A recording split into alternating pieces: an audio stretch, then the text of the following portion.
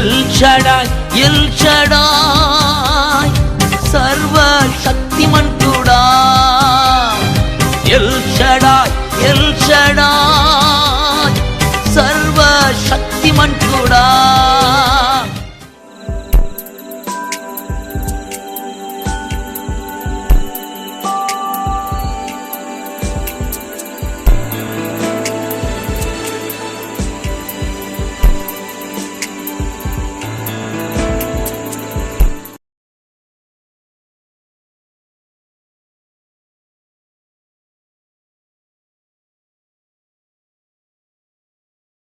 కాండం 14:8. దేవుడు మన యందు ఆనందించేలా ఆ పాలు తేనె ప్రవహించే దేశానికి మనల్ని నడిపిస్తాడు, ఆయన మనకు సహాయం చేస్తాడని ఇద్దరు పలుకుతున్నారు. మిగతా వాళ్ళంతా కూడా వేస్ట్.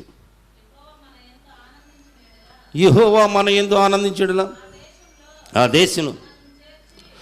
దేశంలో మనల్ని చేర్చి దాన్ని మనకిచ్చును. అది పాలు తేనె ప్రవహించే దేశం. అర్థం చేసుకోండి.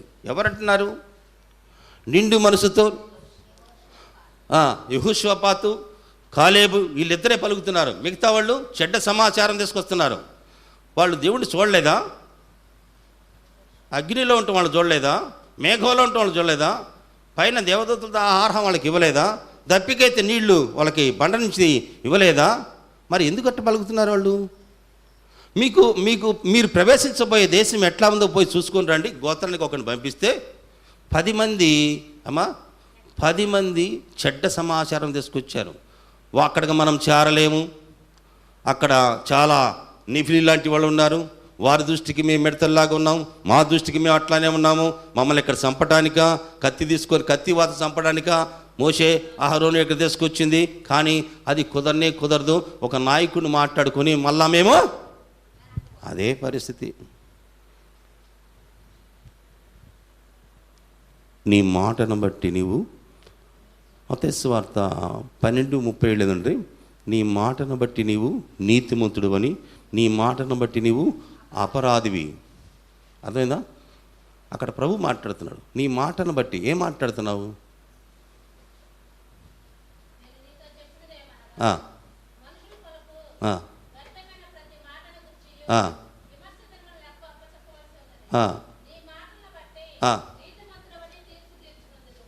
గడ్డి తిన్నా కూడా మనుషుడు అపోతుడు కాడండి. ఒకసారి మీకు చెప్పా, ఆకలి అవుతుంది, మట్టి తిన్నాడు, ఇటికిరాయి తిన్నాడు, కోడిగుడ్డు పచ్చి తిన్నాడు, వాడు జావలా. ఏమి తిన్నా కడుపుకి ఏం కాదు. యేసుప్రభు చెప్పాడు, నీ నోటి నుంచి వచ్చే ప్రతి మాట నిన్ను అపవిత్రపరుస్తుంది అన్నాడు. యేసుప్రభు చెప్పిన మాట.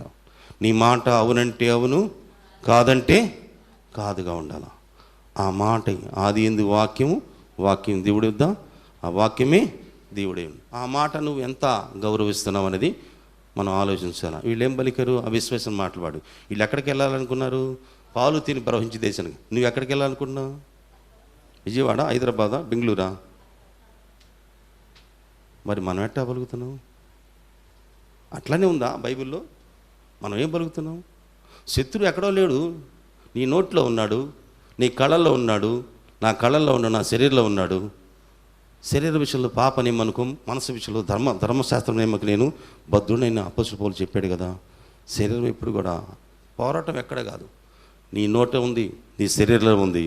కనుక దాన్ని నువ్వు అభ్యాసం చేయాలి. నీ మాట ఎట్ట మాట్లాడుతున్నావు అని. మనం ఒక భక్తుడు తన జీవితంలో ఒకప్పుడు నాకేం కలుగుతారు పిల్లకాయలు అని చెప్పి అన్న భక్తుడు, నాకు ఇంకేం పుడతారన్న భక్తులు, వాళ్ళకి దేవుడు సహాయం చేసిన తర్వాత వాళ్ళ కుమారుడికి పెళ్లి చేసిన సందర్భం వచ్చినప్పుడు అక్కడ నీ కుమారుని అక్కడికి తీసుకెళ్ళాలనా లేకపోతే అమ్మాయిని ఇక్కడ తీసుకురావాలనా అంటే, లేదు నన్ను పిలిచిన వాడు తన దూతని నీకు ముందుగా పంపిస్తాడు.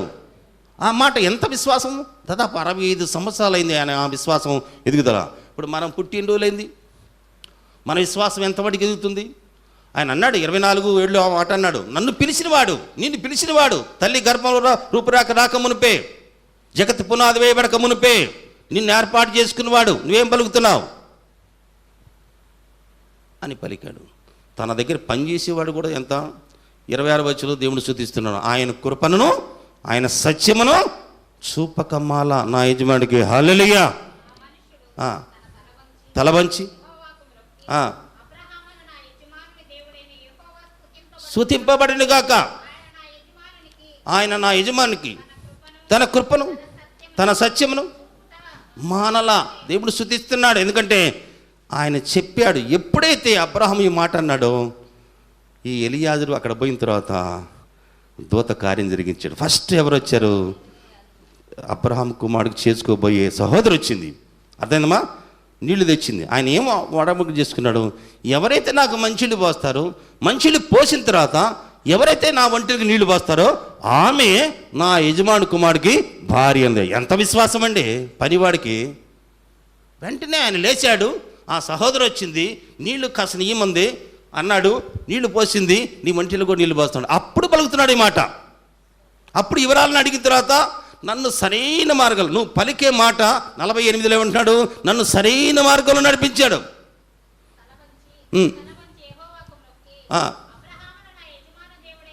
యెహోవా చేసిరి నా యజమాని యొక్క సహోదరుని కుమార్తెను తన కుమార్తె తీసుకున్నట్లు సరైన మార్గంలో ఆయన నడిపించాడంట. హల్లెలూయా. మనం నడుండే కాదు, ఆయన నడిపించాడు. నీ విశ్వాస పరిమాణాన్ని బట్టి, నీ వాక్కును బట్టి, నీ వాక్ ఏం మాట్లాడుతున్నావు. మనం ఎన్ని వ్యర్థమైన మాటలు మాట్లాడుతున్నాం. కంటి చూపు వల్ల పాపం, నోటి మాటల వల్ల పాపం, హృదయ ఆలోచనల వల్ల, తలంపుల వల్ల పాపం మనిషిని శోధిస్తూ ఉంటాయి. కనుక మరి మనం ఏం మాట్లాడుతున్నాం? మనం నా మట్టుకి నేనే చూస్తాను. 19:24 అనుకుంటాం యోబు గ్రంథంలో. ఇంకెవరు చూడరు.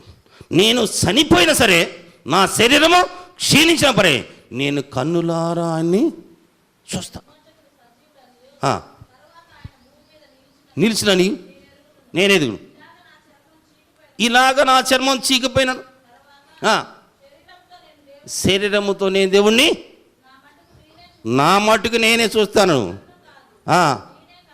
నేనే కన్నులారా చూశాను. హల్లెలూయా. చూస్తాను చెప్పాడా? ఆ వాక్యకి ప్రతిఫలం ఎక్కడ? 42వ అధ్యాయంలో, నేను వినికిడి ద్వారా నీ మాట విన్నాను, ఇప్పుడు నేను కన్నులారా చూస్తున్నాను. మరి ఎంత గొప్ప సాక్ష్యం అన్నాడు ఆయన. ఎట్లాంటి స్థితిలో ఉన్నప్పుడు ఆ మాట మాట్లాడాడు? శరీరం లేదు, ఎముకలే. అంత విశ్వాసం మనకుందా? లేదు. మనం వింటున్నాం. వినుటి వల్ల ఏమొచ్చింది? విశ్వాసం. ఒకసారి గమనించండి. ఆయన అన్నాడు 42లో ఏమన్నాడు? వింటిని. అయితే ఇప్పుడు పుల్లు సున్నా తప్పిపోయిందో నేను చూస్తున్నాను ప్రభా. ఇప్పుడు ఇంతకుముందు విన్నా, ఇప్పుడు నేను కన్నులారదు. ఆయన పలికిన మాట నెరవేర్చిందా లేదా అదే మనం తెలుసుకోను.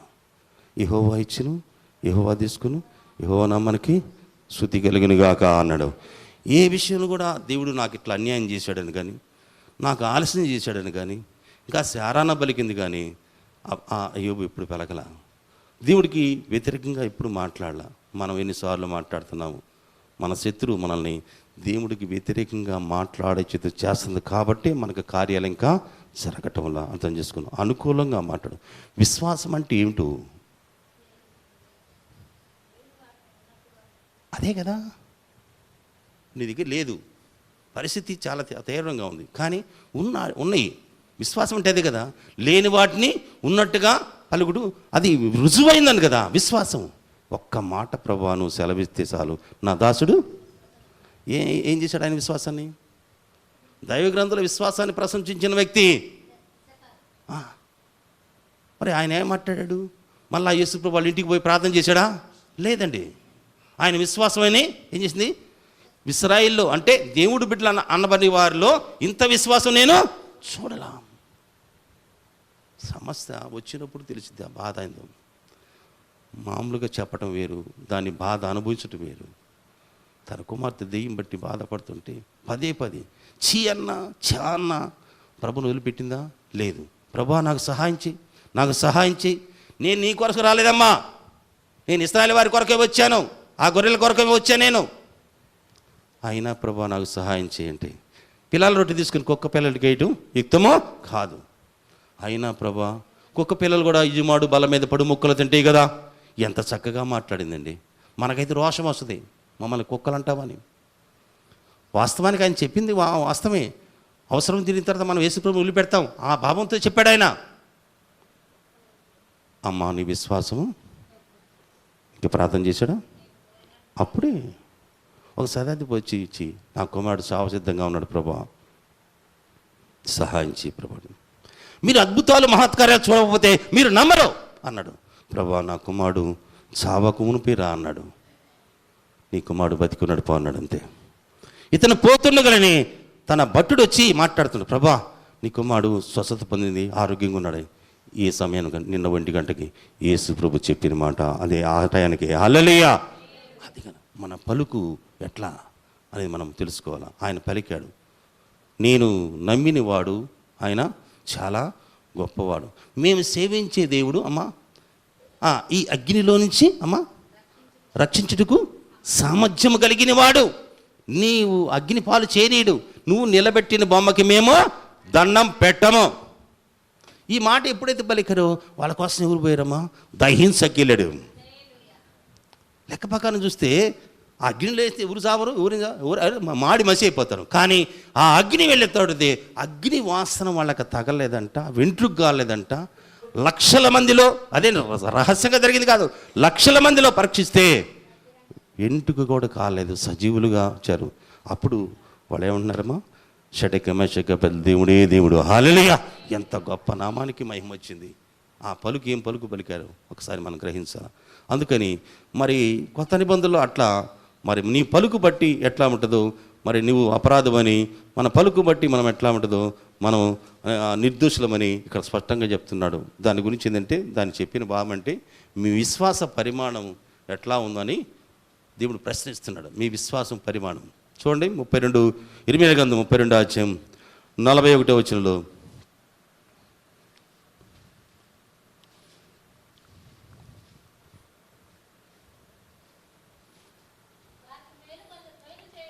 వారికి మేలు చేయుటకు వారి యందు నేను ఆనందిస్తున్నా, నా పూర్ణ హృదయంతో, నా పూర్ణాత్మతో ఈ దేశంలో నిశ్చయముగా వారిని నాటుతా. యెహోవా ఇలాగ సెలవిస్తున్నాడు, నేను ఈ ప్రజల మీదకి ఇంత గొప్ప కీడు రప్పించిన రీతిగానే నేను వారి గురించి చెప్పిన మేలంతా కూడా రప్పించబోతున్నాను. హల్లెలూయా.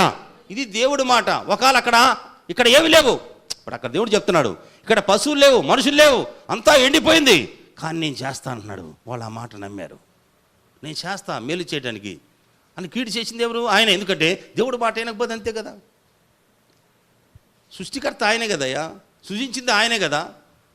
మనం తెలుసుకొని భూమి ఆయన పాదపెట్టం, ఆకాశం ఆయన సింహాసనం, ఐగుప్తు చెరలోంచి నడిపించిన వాడు ఆయనే కదా. వాళ్ళ మూలుగులు విని అబ్రహాం, ఇస్సాకులు, యాకోబులకు నీ జ్ఞాపకం చేసుకొని వాళ్ళని అనేకమైన అద్భుతాలు చేసి నడిపించింది ఆయనే కదా.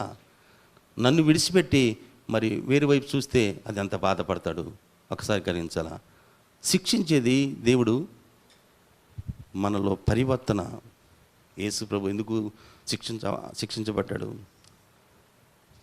హెబ్రీ 7:8 ఎందుకు శిక్షించబడ్డాడంటే విధేయత. అమ్మా నీకు శ్రమ ఎందుకు వస్తుందంటే విధేయత, నీకు శిక్ష ఎందుకు వస్తుందంటే విధేయత, నాకు శిక్ష ఎందుకు వస్తుందంటే విధేయత. 7:8 చూడండి, 7వ అధ్యాయము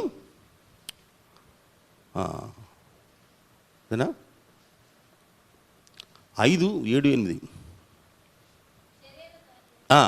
అదే దినముల్లో మహారోధంతో కన్నీళ్లతో తాము మరణం నుంచి రప్పించగలిగే ప్రార్థనలు, యాచనలు సమర్పించి భక్తి కలిగి ఉన్నందున ఆయన అంగీకరించబడెను. ఆయన కుమారుడై ఉండి తాను పొందిన శ్రమల వలన ఏం నేర్చుకున్నాడమ్మా? విధేయత నేర్చుకున్నాడు. మనకి శ్రమ ఎందుకు వస్తుంటే విధేయత. శ్రమ రాకపోతే నీకు పరలోక రాజ్యం లేదనుకుంటా. అదే కదా వాక్యంలో ఉంది. శ్రమ రాకపోతే నువ్వు క్రైస్తవుడివి కాదు. క్రీస్తును ఆరాధించేవాళ్ళే దేవుడి రాజ్యం వెళ్తారు. మనకంటే పూర్వీకులను భూ సంబంధమైన ఆశీర్వాదాల కోసం వాళ్ళు ప్రయాసపడ్డారు. దేవుడు వాళ్ళకి ఇచ్చాడు. ఇచ్చిన తర్వాత తప్పిపోయారు, మళ్ళా వాళ్ళని శత్రువులకు అప్పచెప్పాడు. అది వేరే విషయం. ఇప్పుడు అంతకంటే శ్రేష్టమైన రాజ్యంలో మనం వెళ్ళాలా? మన పరలోక రాజ్యం వెళ్ళకుండా చేసేది ఏది? సబ్జెక్ట్ ఏంది ఇప్పుడు అర్థమైందా? సబ్జెక్ట్ దేవుడు నీ ఎందుకు సంతోషిస్తున్నాడా అని. ఎప్పుడు సంతోషిస్తాడు? ఏమైనా సరే నువ్వు నన్ను వదిలిపెట్టవు ప్రభా అనే విశ్వాసంతో, నువ్వు చెప్పిన మాట నువ్వు నెరవేర్స్తావు ప్రభా అనే విశ్వాసంతో ఉంటే వేస్తాడు. పరలోక రాజ్యం పానింది తెలిస్తే చెప్పండి. అవిశ్వాసం పిరికితానం కదా, అదే కదా అక్కడ రాయబడింది. అవిశ్వాసులు పిరికివారు దేవుడి రాజ్యమునకు, అది కూడా చెప్పాలా? ఎక్కడ తెలియదా?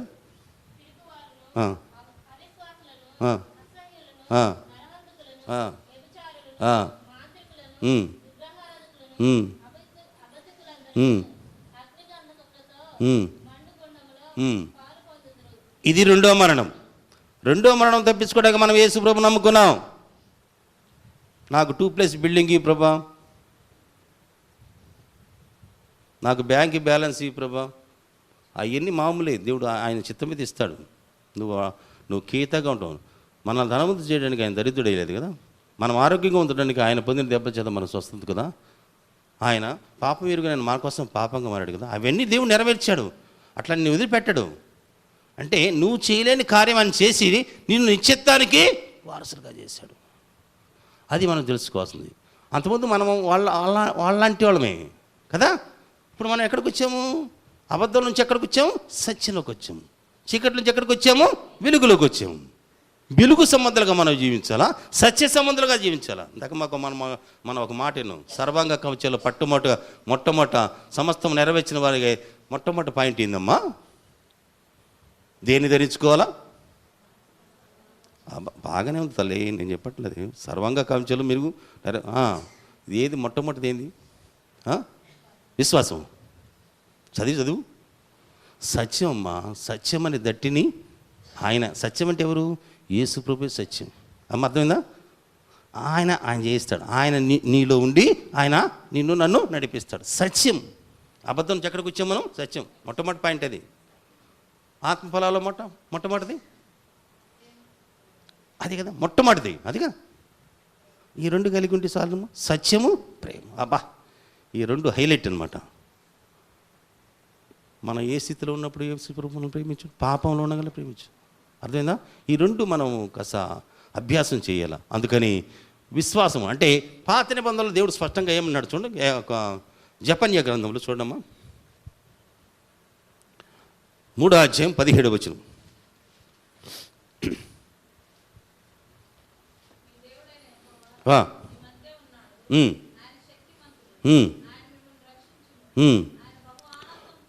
బహు ఆనందముతోటి నీ యందు సంతోషిస్తున్నాడు.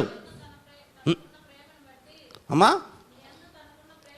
నీ యందు తనకున్న ప్రేమను బట్టి శాంతం వహించి నీ యందరి సంతోషం చేత ఆయన హర్షిస్తున్నాడు. అర్థమైందా? ఈ మాట పక్కనతో చెప్తావా నువ్వు? నీ మీద ఉన్న ప్రేమ చేత దేవుడు ఎంతో, పక్కనతో చెప్పడానికి ఏమి కాదు, సంతోషిస్తారు వాళ్ళని. నీ మీద ఉన్న ప్రేమ చేత దేవుడు ఎంతగానో సంతోషిస్తున్నాడు. అంటే అంతగా నేను ప్రేమించాడు. అంతగా నిన్ను ప్రేమించినట్టు, నన్ను ప్రేమించినట్టు, లోకాన్ని ప్రేమించినట్టు ఈ లోకంలో ఎవరిని ప్రేమించాలి. అర్థమైందా? తన తండ్రిని విడిచి భార్యను హత్తుకుని వారు ఏకమవుతారు. అర్థమైందా? పరలోకాన్ని విడిచిపెట్టి రిక్తుడిగా ఈ లోకానికి వచ్చి నీకోసము మన మంచి వాళ్ళని కాదు, ఆయన ప్రేమ దోషమును కప్పును. ఆయన ప్రేమ అమేనదిగా మాట్లాడదు.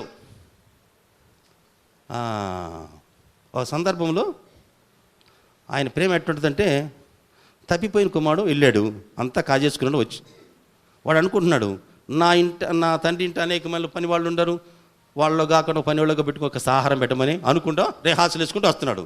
అయితే తండ్రి చూసి పరిగెత్తుకుంటూ వెళ్ళి వాడి మెడ మీద పడి ముద్దు పెట్టుకొని, ఈ నా కుమారుడు చనిపోయి తప్పిపోయి దొరికి ప్రశస్తమైన వస్త్రము కట్టండి, చేతికి ఉంగరం, మెడలో చైను, కాళ్ళకి చెప్పులు, వేటను ఉదించి మనం సంతోషిద్దాం, ఆనందిద్దాం అన్నాడు లేదా?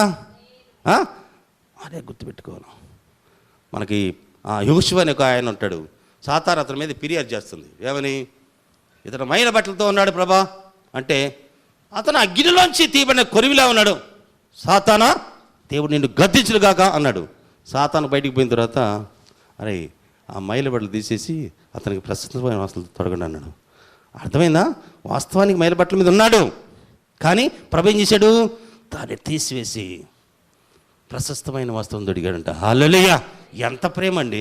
పాత నిబంధనలు కూడా ఎంత ప్రేమ! ఇక్కడ అదే మనతో చెప్తున్నాడు. 13వ వచనం చదవమ్మా. ఇశ్రాయేలారా, మిగిలి వారు పాపం చేయరు, అబద్ధమాడరు. జపన్య గ్రంథంలో 3వ అధ్యాయం 13వ వచనం. ఇశ్రాయేలారా, మిగిలి వారు పాపం చేయరు, అబద్ధమాడరు, కపటంగలాడుగా నాలుక వారికి నోట ఉండదు. వారు మరి ఎవరి భయం లేకుండా విశ్రాంతి గలవారై అన్నపానములు పుచ్చుకుందరు. సియోను నివాసులారా, ఉత్సాహధ్వని చేయండి. ఇశ్రాయేలారా, జయధ్వని చేయండి. యెరూషలేము నివాసులారా, పూర్ణ హృదయంతో. అసలు ఇది చేస్తున్నాం మనం? మీ గుండె మీద చేసి చెప్పండి. ఇది చేయట్లేదండి మనము. సంతోషంతో దేవుడి సన్నిధికి రావన్నాడు. దేవుడి సన్నిధిలో ఉన్నప్పుడు ఏమని రాయబడింది? దేవుడి వాక్యం పొల్లుసున్న తాపిదా, నీ సన్నిధిలో సంపూర్ణమైన, నీ కుడి చేతిలో నిత్య సుఖము ఉన్నాయి కదా. మనం దేవుడి సన్నిధికి వచ్చినప్పుడు సంతోషంగా ఉండాలి. కానీ కొన్ని డినామినేషన్లు ఉంటాయి. నవ్వకూడదు, స్తుతించకూడదు, ఆడవాళ్ళు పాటలు పాడకూడదు. దాంట్లో కాదు. శక్తిగల లేఖనాలు మనం గ్రహించి సంతోషంగా ఉండండి. ఏం తక్కువ చేశాడు నీకు? నీకోసం ప్రాణం పెట్టలేదా? ఆయన ఐశ్వర్యంతో నీకు వేయలేదా? శిక్ష ఆయన అనుభవించి నీకు రక్షణ ఇవ్వలేదా? ఇంకేం కావాలి నీకు చెప్పు? మరి ఎందుకు బాధపడుతున్నారు? కొంతమంది వచ్చి ఇక్కడ ఏమంటున్నాడు ప్రభు? సియోను నివాసులారా, ఉత్సాహధ్వని చేయండి. ఇశ్రాయేలారా, జయధ్వని చేయండి. యెరూషలేము నివాసులారా, పూర్ణ హృదయంతో సంతోషించి గంతులేయండి. నేను తాను మీకు ఇది ఇచ్చినా. పాత నిబంధనలన్నీ కొట్టివేస్తే ఇంకా ఉందమ్మా. కొట్టివేసి అన్నాడు లేదా ఇశ్రాయేలు? తర్వాత మీ మధ్యన ఉన్నాడు, సంభవించదు. ఇట్టంతా భయపడబాకు, ధైర్యం తెచ్చుకో. నీ దేవుడైన యెహోవా నీ మధ్యన ఉన్నాడు కదా. ఎక్కడ ఇద్దరు ముగ్గురు కూడి నా నామాన్ని ప్రార్థిస్తే మధ్యన ఉన్నాడు. కొత్త నిబంధనలు కూడా ఉంది. మరి యేసు ప్రభు ప్రాణం పెట్టిన తర్వాత ఎక్కడున్నాడు? అది మనలో, మనతో, మనల్ని అనాథులుగా వీడేవాడు. ఆయన మనలో ఎవరికి దూరంగా ఉండేవాడు కాదు. ఈ సత్యాన్ని గ్రహించాలి మనం. తర్వాత అంటున్నాడు, ఇందును బహు ఆనందముతోటి మీ యందు సంతోషించును. అక్కడ కూడా ఏమంటాడు? మీ యందు తనకున్న ప్రేమను బట్టి, మీ యందు సంతోషం చేత రక్షిస్తాను. అంటే మనం అనుకుంటున్నాము, తమ భర్తలు ప్రేమించిన వాళ్ళు ఎవరు చేతులు ఎత్తారా? ప్రేమిస్తారు లేదా? బిడ్డలు కూడా ప్రేమిస్తారు లేదా? మీ బంధువుల్ని, రక్త సంబంధుల్ని ప్రేమిస్తారు లేదా? ప్రేమించిన వాడు ఎవరు ఉండరు కదా. మరి ఒక దినం రాబోతుంది, మరి అంతకంటే యేసుప్రభుని ప్రేమిస్తావా నువ్వు? ఉత్తమ మాట చెప్పొద్దు నాకు. కాదు కాదు కాదు అంతగా యేసుప్రభు నిన్ను ప్రేమించాను. ఇలాకలో నీ కొడుకు నీ మాట వినకపోతే ఏం చేస్తా? ఒకవేళ మీ ఆయన నీ మాట వినకపోతే వేస్తా, నీ బంధువులు నీ మాట వినకపోతే ఏం చేస్తా? మనసులో కష్టం పెట్టుకుంటావు. కానీ యేసుప్రభు ప్రేమకును మానవుల ప్రేమకి ఎంత వ్యత్యాసం ఉందంటే, మనం పాపలు ఉండగానే, మనం తిరుగుబాటు చేస్తున్నాగానే ఆయన మన కోసం మనల్ని ప్రేమించి ఆయన తన ప్రాణం అర్పించాడు. తన రక్తం వల్ల నీతిమంతులుగా చేసి మరింత నిశ్చయంగా ఉగ్రత నుంచి మనం తప్పించి దేవుడితో, తండ్రితో సమాధానపరిచాడు. ఆ పరిశుద్ధాత్మ దేవుడే మన గురించి సాక్ష్యం ఇస్తాడు. మీరు దేవుడి పిల్లలు, మీకు తెలీదా? మీరు మర్చిపోతున్నారేంది? ఆయన మీరు దేవుడి పిల్లలు మీకు తెలీదా? కొంచెం శ్రమ రావడంతో మనం దేవుణ్ణి ఆయనతో పాటు కష్టపడాలని తెలీదా? రోమా 8:16 రాయబడలేదా? పిల్లలవి ఆత్మ తానే మన ఆత్మతో కూడా సాక్ష్యం ఇస్తున్నాడు. పిల్లలమైతే వారసులు, అనగా దేవుడి వారసులు. క్రీస్తుతో కూడా, యేసుతో కూడా కదండి. అర్థమైందా? క్రీస్తుతో కూడా మీకు బాగా కన్ఫ్యూజ్ కాకుండా అంటే ఏసే క్రీస్తు, క్రీస్తే యేసు. క్రీస్తు అన్న పాదములో నిన్ను చూసుకో, అదేందా? ఇప్పుడు యేసు లేడు, ఇప్పుడు క్రీస్తు ఉన్నాడు. క్రీస్తు యేసునందు ఏ శిక్షా విధి, క్రీస్తు యొక్క ఆత్మ పాప నియమ మరణం నుంచి అది క్రీస్తు ద్వారా. తర్వాత పిల్లలమైతే వారసులు, వారసులు మహిమ పొందుటకు ఆయనతో శ్రమపడినట్లా క్రీస్తు తోటి వారసులము. అర్థమైందా? ఆయన మనల్ని ప్రత్యేకంగా మనల్ని వేరు చేయలా. నీ తండ్రి, నీ దేవుడు, నా సహోదరులకు తెలియజేయమను. బా, ఎంత గొప్ప ప్రేమ అండి. అంతగా నేను ప్రేమిస్తే మనం ఎవరిని ప్రేమిస్తున్నాం? కంటికి కనపడే వాటిని ప్రేమిస్తున్నాం కదా. అవి అవసరమే, కానీ మానవ ప్రేమ ఉన్నది, కానీ దేవుడు ప్రేమ అతీతమైనది అని మనం తెలుసుకోవాలా. అందుకని ఇప్పుడు మనము దేవుడు మన యందు ఆనందించిన సబ్జెక్ట్ గురించి మనం విన్నాం. చాలా వచనాలు ఉన్నాయి, కానీ అబ్రహాము ఎందు ఆనందించాడు, ఇస్సాకు ఎందు ఆనందించాడు, యాకోబు ఎందు కూడా ఆనందించాడు. కనుక ఇప్పుడు దైవజనులకి ఆనందంగా చూద్దాం. దైవజనులు ఎట్లా ఆనందిస్తారో ఒకసారి మీరు ఆలోచించండి. కొలసీ 2:5, నేను వచ్చినా రాకపోయినా, నేను దూరంగా ఉన్నా, మీ విశ్వాస పరిమాణం చూసి నేను ఆనందిస్తాను అన్నాడు. శరీర విషయంలో దూరంగా ఉన్నాను,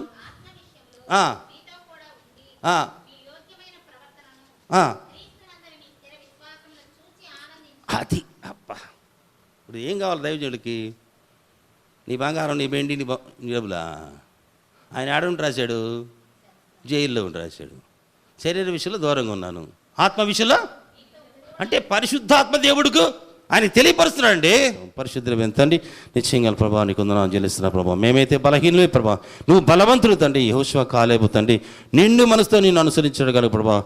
యెహోవా మన ఎందుకు ఆనందించిండలా, పాలు తిని ప్రవహించి దేశానికి నడిపిస్తారు. వాళ్ళు మనకు ఆహారం అవుతారని చెప్పి మీరు భయపడబాకండి, దేవుడి పట్ల తిరుగుబాటు చేయబాకండి అని చెప్పినావు ప్రభా. అయితే మిగతా వాళ్ళంతా కూడా అవిశ్వాసంతో ఉన్నారు కనుక వాళ్ళు చేరలేకపోయారు తండ్రి. అట్లకేనైనా అయ్యా, మీ యందు నేను ఆనందిస్తున్నాను, మీ యందు నేను సంతోషిస్తున్నాను, మీరు ఉత్సాహించండి, గంతులు వేయండి అని కూడా స్పష్టంగా చెప్పిన. మీ శిక్ష నేను కొట్టివేశాను నా ప్రభా. అట్లాగే తండ్రి ఈ లోకంలో ప్రభా శిక్షనైనా నువ్వు అనుభవించి మాకు రక్షణ ఇచ్చినప్పుడు ఎంత గొప్ప త్యాగంనైనా నువ్వు మాలాగా శరీరం ధరించుకున్నావు తండ్రి. మాకు చిన్న బలహీనత వస్తే మేము తట్టుకోలేకపోతున్నాం ప్రభా.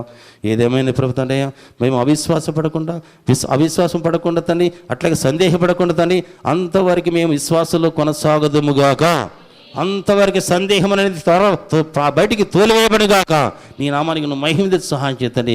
ప్రతి ఒక్క విషయంలో నైనా మేలు చేసి మీరు సహాయం చేతండి. అపోస్తుడైన పౌలు తండ్రి, మీరే నా ఆనందం, మీరే నా కిరీటం, మీరే నా జీవన ప్రభా, నా మహిమ మీరే అన్నాడు ప్రభు తండ్రి. అట్టి మనసు మాకు దయచేయ ప్రభా. నేను ఎప్పుడు బలహీనుడు తండ్రి, బలహీనతలో నా శక్తి పరిపూర్ణ అవుతుందని చెప్పిన గొప్ప విశ్వాసంతో ఉన్నాడు కదా తండ్రి. అయ్యా బలహీనతలు వస్తాయి నాయన, రాకపోకపోనైనా శ్రమలు కూడా వస్తాయి నాయన. వచ్చినప్పుడు తండ్రి మేము నాయన మా పలుకును బట్టి నైనా నీతిమంతుడు అని, మా పలుకును బట్టి అపరాధమని నువ్వు మాట్లాడుతున్నావు తండ్రి. మేమునైనా విశ్వాసయుక్తమైన పలుకులు పలికే భాగ్యాన్ని మాకు దయచేయి ప్రభా. యూట్యూబ్ ద్వారా ఎందరో వింటున్నారు, ప్రతి ఒక్కరు కూడా అలాంటి పలికి నీ నిత్యత్వానికి నేను వారసులుగా ఉంటానికి నీవే కృప చూపించి నామనికి మహిమ తెచ్చుకోమని యేసయ్య పరిశుద్ధ నామమున వేడుకుంటున్నాను తండ్రి.